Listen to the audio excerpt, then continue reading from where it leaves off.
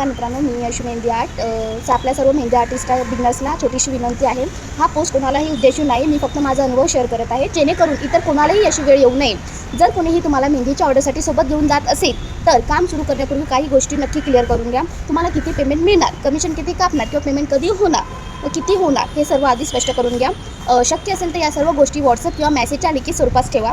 फक्त तोंडी बोलण्यावर विश्वास ठेवू नका, त्यामुळे नंतर गैरसमज होतो. हा अनुभव माझ्यासोबत झालेला आहे म्हणून मी सांगत आहे. मी हा सल्ला माझ्या स्वतःच्या अनुभवातून देत आहे.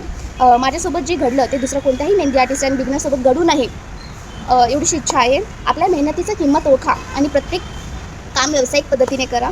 हा जो अनुभव आहे तो मी म्हणजे अनुभवलेला आहे.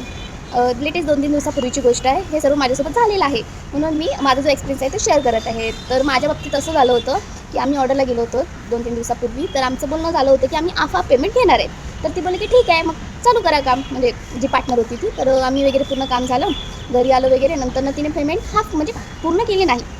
तर मी म्हटलं की पूर्ण कर. तर तिचं बोलणं असं होतं की आपलं बोलणं झालं नव्हतं आणि हे सर्व आमचं क्लिअर झालं होतं, फक्त तोंडी स्वरूपात, लिखित स्वरूपात नाही. म्हणून हे फसवणूक झाली आहे. तर तुम्ही पण जे काही असेल ते लिखित स्वरूपात करून घ्यावे एकदा प्रूफसाठी.